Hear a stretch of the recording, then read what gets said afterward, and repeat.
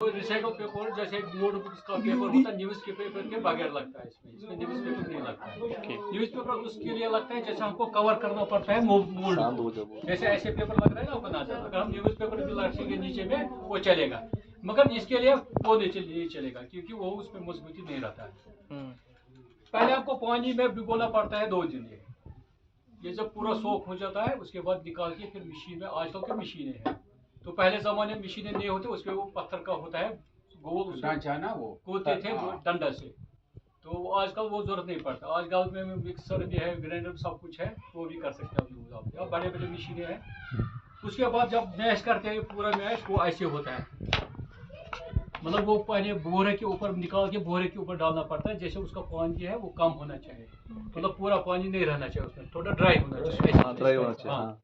उसके बाद फिर हम पतीले में बनाते हैं चावल का आटे का, वो बनाता है वो गोंद टाइप का, उसमें वो गर्म करना पड़ता है पानी, उसमें थोड़ा थोड़ा चावल का आटा डालना पड़ता है, फिर डंडे से हिलाना पड़ता है, वो एक पेस्ट बनता है। वो पेस्ट जो है इस पेपर के साथ मिलाना पड़ता है। जब ये मिक्स हो जाएगा ना पूरा, उसके बाद जैसे कोई भी चीज हम ले लेंगे, मतलब कोई भी मोल्ड, उसके ऊपर हमको कवर करना पड़ता है, जैसे इसके ऊपर हमने कवर किया है सूखा पेपर, नीचे से कुछ नहीं होना चाहिए, नीचे से खाली रहना चाहिए। ऊपर से हम लगा सकते हैं इसको, मतलब चावल का आटा, मगर नीचे से नहीं, अगर नीचे से लगाएंगे वो बंद हो जाएगा, बंद हो। हाँ। उसके बाद जो मैश पेपर होता है वो इसके ऊपर लगाते हैं, मतलब पहले हम एक लेयर लगाते हैं, जैसे आपको ये नजर आता है ये लेयर, ये वाला क्वेश्चन जो है ये एक लगाते हैं पहले नीचे वाले में, इसमें तो पूरा में फिर मैं धूप में रखते हैं। जब ये पूरा सूख जाता है उसके बाद फिर हम कवर करते हैं पेपर से, और आधा में ऊपर वाला फिर बना दो, नहीं, फिर जब आधा में पेपर लगाते हैं फिर हम एक लेयर और लगाते हैं नीचे से ऊपर तक, जैसे ये वाला क्वेश्चन है। ठीक है, जब ये पूरा सूख जाता है उसके बाद हम आरी से इसको काटते हैं, ये ऐसे जैसे काटते हैं वो इसे ये शेप बन जाता है।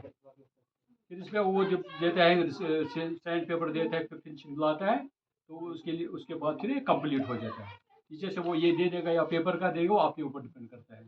उसके बाद इसको स्मूथ करना पड़ता है, स्मूथ। हाँ, हम चावल को आटे को एक गम होता है वो सरेश, सरेश का नाम सुना होगा आपको कि नहीं, वो एक पापड़ जैसा होता है, लोहे के जंग को क्लीन करते हैं। नहीं, जंग को क्लीन नहीं, वो एक मतलब समझो फेविकोल टाइप का है, वो उसमें पिघलने के लिए वो पानी बनता है उसका, उसमें जब पिघलता है पूरा उसके साथ वो चाकपुटी के साथ लगाते हैं, वो चाकपुटी हम बॉक्स के ऊपर लगाते हैं, फिर हम इसको जैसे ये चाकपुटी लगा हुआ है, हम पत्थर को लेते हैं, फिर उसमें पानी हो या कुछ हो, फिर पानी से हम इसको स्मूथ करते हैं। ओके, शाइनिंग अच्छा है। जैसे ये कुशन है, जैसे इसमें है वो एक कुशन आ जाता है, उसके बाद इसको फिर सैंड पेपर देता है।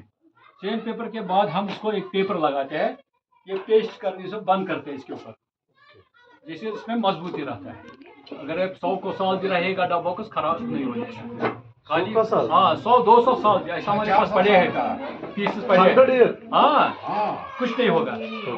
तो वो आपके ऊपर डिपेंड करता है वो कैसे आप रखोगे। अगर आप पानी में रखोगे तो खराब हो जाएगा, अगर पानी लगाएगा तो कुछ नहीं होगा।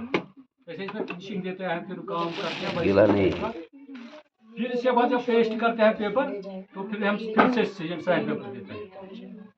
सैंड पेपर के बाद हम चूज करते हैं कलर, किसी का ब्लैक हो, रेड हो, व्हाइट हो, कोई भी कलर जो कस्टमर का डिमांड होता है, या अपना जो होता है हम रेडी स्टॉक रखते हैं, कौन सा कलर हम यूज करेंगे उसके लिए हम वो देते हैं। उसके बाद पेंटिंग हम शुरू करते हैं, जैसे इसके ऊपर अलग डिजाइन है, इसके ऊपर अलग डिजाइन है, अलग अलग तरह का है।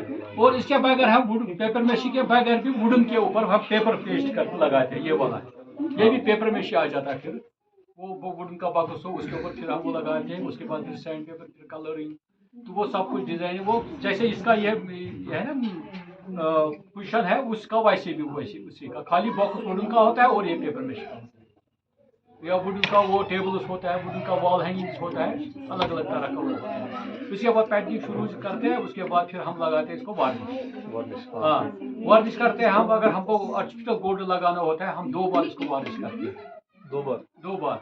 उसके बाद 2 टाइम इसके बाद उसको आउटलाइन या कुछ भी देना होता है, वो वार्निश का देना पड़ता है, मतलब उसका गोल्ड का।